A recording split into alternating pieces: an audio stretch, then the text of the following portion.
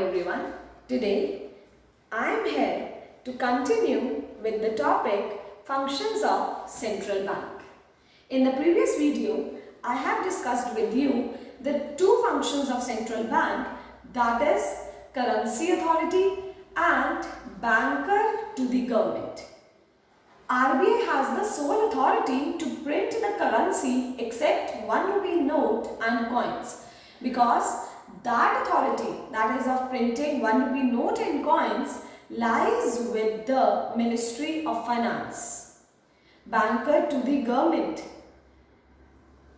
RBI act as a banker to the government, that is the loans and advances are granted by RBI to the government. Each and every account of the government is managed by RBI. So now we'll proceed to our next function of central bank, that is bankers bank and supervisor. Now what is bankers bank? सारे बैंकों का bank कौन है? RBI. All the commercial banks are regulated, managed, operated and controlled by RBI, that is central bank.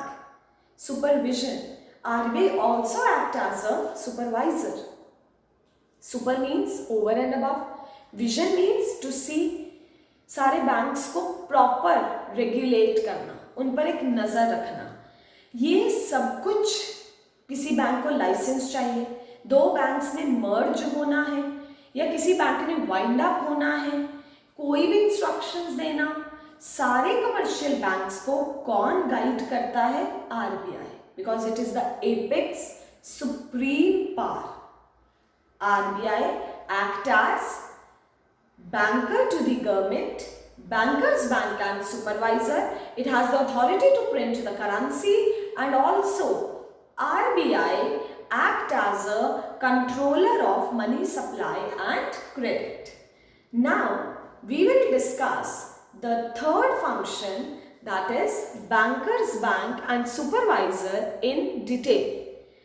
Bankers bank and supervisor is, there are number of commercial banks in a country, being the apex bank, that is supreme bank.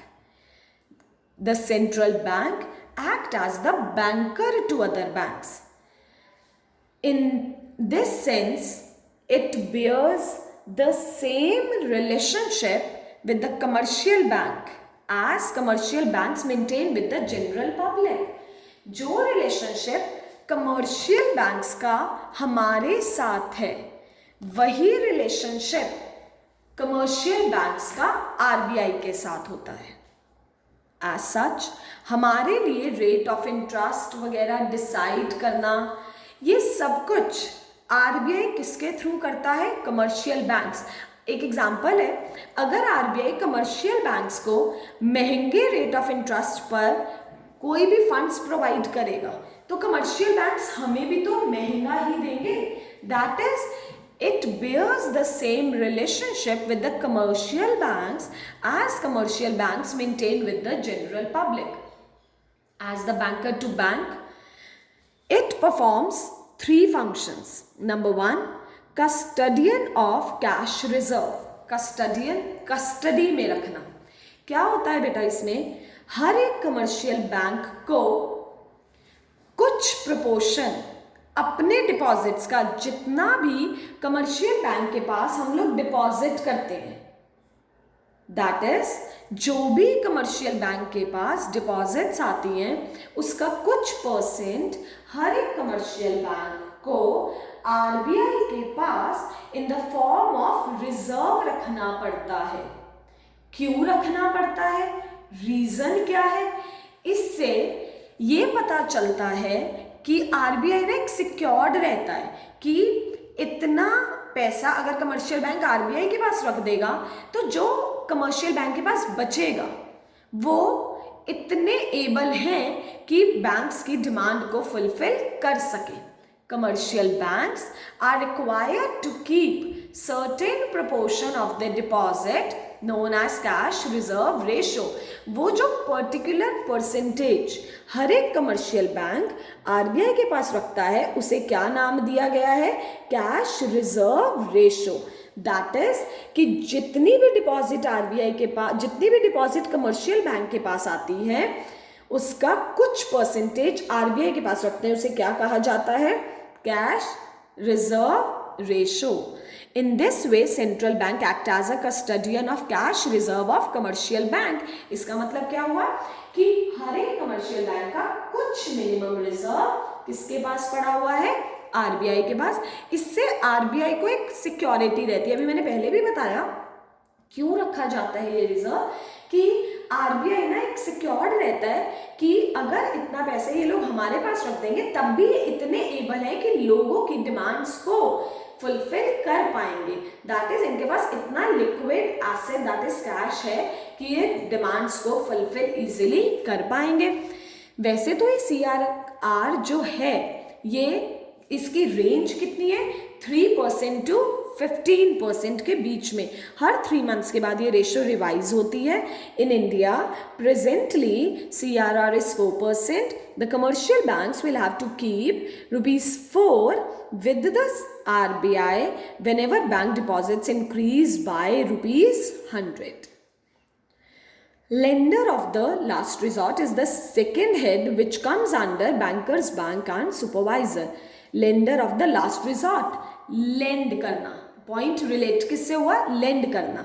RBI also act as lender of the last resort when commercial banks fail to meet their financial requirement from other sources. जब commercial banks में deposit ratio कम चल रही है, I mean जितना deposits, मतलब deposit इतने नहीं हो रहे जितनी लोन की डिमांड है.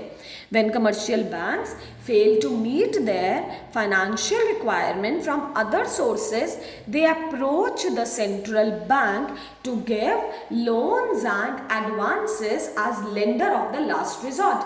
जब financial requirement fulfill नहीं होती तो lastly पैसा कौन lend करता है? That is RBI. Central bank assist help these banks through discounting of approved securities and bills of exchange. Central bank कैसे उन्हें लोन्स देगा? ऐसी थोड़ी कह देगा चलो तुम्हारे पास डिपॉजिट नहीं आ रही हम तुम्हें पैसा दे देते हैं. नहीं, क्या लेगा उनसे?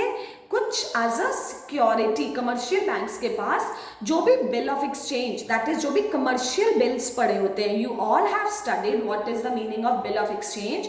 जो भी बिल्स पड़े होंगे कमर्शियल बैंक्स उन बिल्स को एज अ सिक्योरिटी रख के और आरबीआई से क्या ले लेगा? Loans and advances. That is central bank provides loans and advances to commercial bank as a lender of last resort. एक बार और रिपीट कर रही हूँ, जब कमर्शियल बैंक की डिपॉजिट रेट का मतलब डिपॉजिट इतने नहीं आ रहे, डिपॉजिट रेट कम चल रहा है, but the demand for loans is as such the same as. So they approach, तो कमर्शियल बैंक्स कहाँ अप्रोच करेंगे? Central bank to give loans and advances as the lender of last resort. तो lastly उन्हें, मतलब जब उनकी requirement कहीं और से पूरी नहीं हो रही है कमर्शियल बैंक की, तो लास्ट में उन्हें पैसा कौन लेंड करता है? That is RBI. Third point is clearing house. As central bank hold the cash reserves of all the commercial bank, it becomes easier and more convenient for it to act as their clearing house. हर एक commercial bank का कुछ reserve, कुछ amount that is CRR की form में कहाँ पर पड़ा होता है? सेंट्रल बैंक के पास. तो it becomes easier and more convenient for it to act as their clearing house.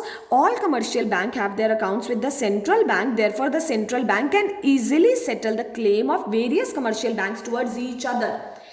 Suppose दो बैंक्स के एक दूसरे की तरफ कुछ क्लेम है. एक बैंक ने दूसरे को 10,000 देना है और दूसरे बैंक ने उस पहले वाले से उसको 15,000 देना है। तो आरबीआई क्या करेगा कि वो अपने लिक्विड एसेट में से तो क्या चेक क्लियर करे जो उनके पास रखा हुआ है, तो आरबीआई सीआरआर में से ही, that is the central bank can easily settle claim of various commercial banks against each other by making debit and credit entries in their accounts. तो आरबीआई के पास जो भी दैट इज योर सीआरआर की form में रखा हुआ है, आरबीआई वहीं से उन चेक्स को क्या कर देती है, क्लियर। एक एग्जाम्पल लिखा हुआ है, क्या है एग्जाम्पल में कि for example supposing bank A receives a cheque of ₹10,000 drawn on bank B. Bank A के पास चेक आया, किसके लिए, बैंक बी के लिए। Bank B receives a cheque of ₹50,000 on bank A. Both the banks that is A and B have their accounts with the central bank. Cheque of both the banks are cleared through their account with the central bank. तो इन cheques को clear कौन करेगा, that is your central bank ही clear कर देगा। This is how central bank act as a clearing house also.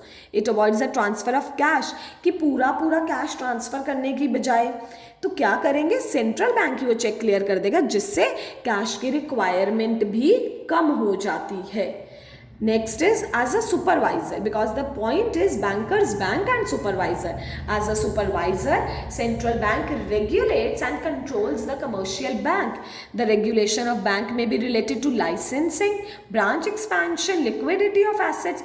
मतलब क्या हुआ कि अगर किसी ब्रांच को, किसी बैंक को लाइसेंस चाहिए, उन्होंने अपनी और ब्रांच खोलनी है, ब्रांच एक्सपेंशन, मर्ज होना है, या कोई बैंक, दो बैंक्स को मर्ज करना है या वाइंड अप होना है, या कोई और फैसिलिटीज बढ़ानी है, या अपने किसी एसेट को कैश में कन्वर्ट करना है, the control is exercised by the RBI.